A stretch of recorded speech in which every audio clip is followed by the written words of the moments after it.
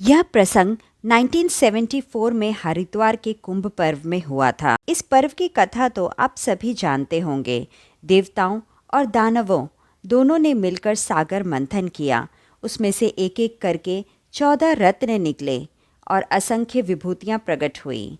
संसार में जितनी भी अच्छाई और बुराई है वे उस मंथन में निकल कर आई। हलाहल निकलने के बाद उसके दाहक ताप से दुनिया त्रस्त होने लगी। उस कथा के बारे में भी आप सभी जानते हैं।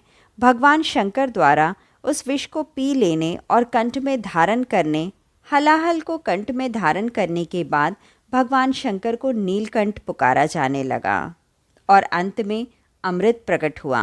भगवान धन्वंतरी उस मंथन में अमृत से भरा हुआ एक घड़ा हाथ में लेकर प्रकट हुए।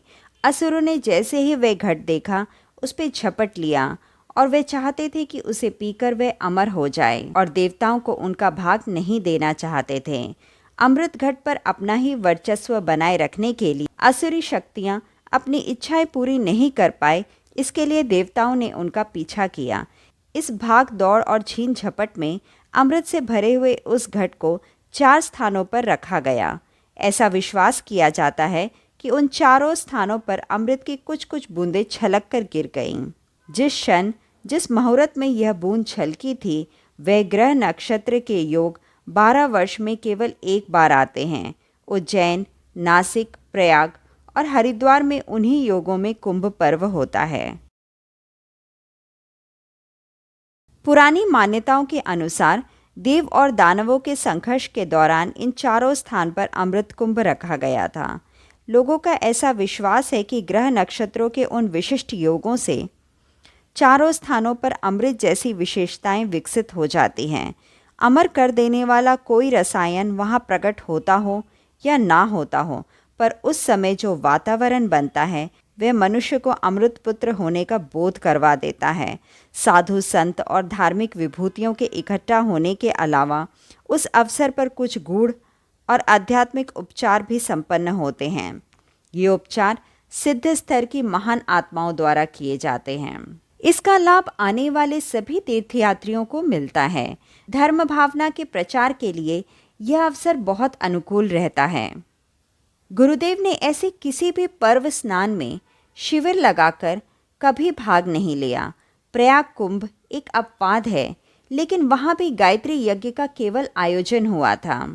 व्यवस्था वहाँ उपस्थित साधकों ने की थी। गुरुदेव निजी रूप से उसी समय किसी कुंभ आयोजन में गए हुए थे।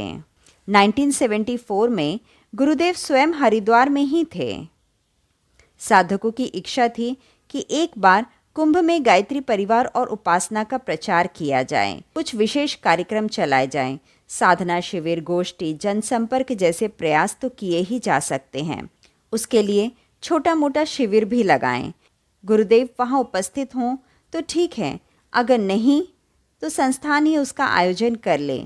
कुछ कार्यकर्ता शिविर में पूरे समय बने रहें और धर्म भावना का प्रचार करते रहें। कार्यकर्ताओं ने जब गुरुदेव से अपने मन की बात साझा की, गुरुदेव ने उस विचार को कोई महत्व नहीं दिया।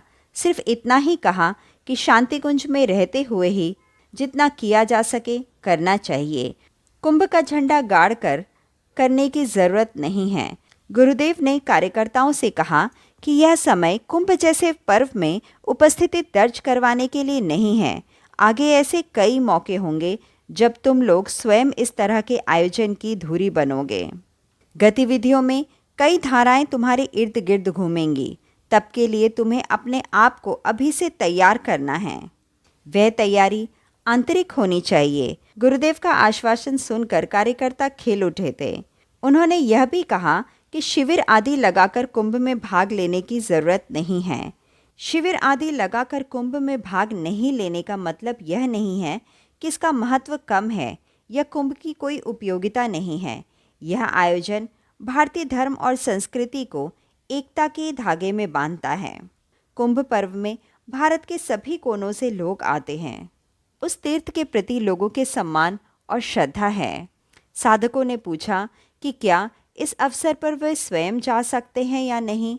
गायत्री परिवार संगठन के रूप में भले ही वे शामिल ना हों, पर सदस्य बनकर तो भाग ले सकते हैं। गुरुदेव ने कहा कि हाँ, उस तरह तो बिल्कुल जाया जा सकता है और जाना भी चाहिए।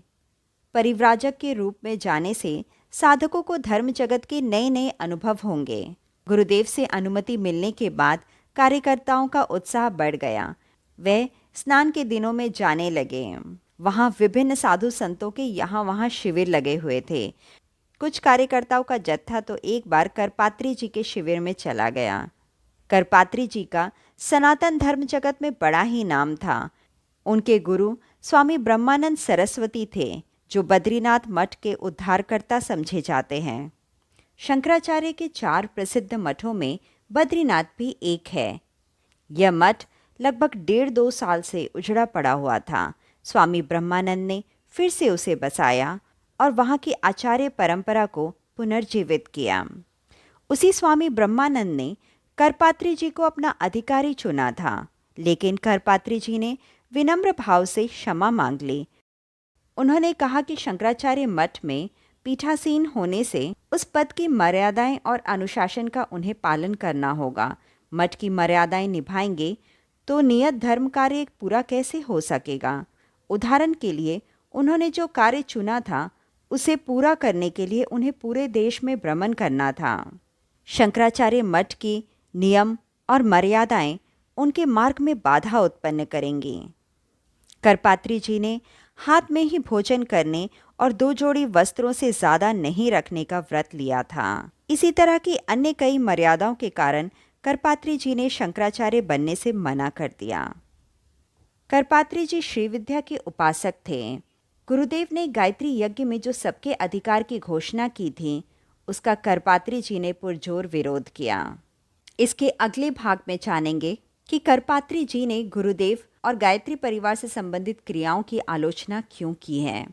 साथ ही साथ अमृत के दर्शन करने के लिए हमारे साथ बने रहिए।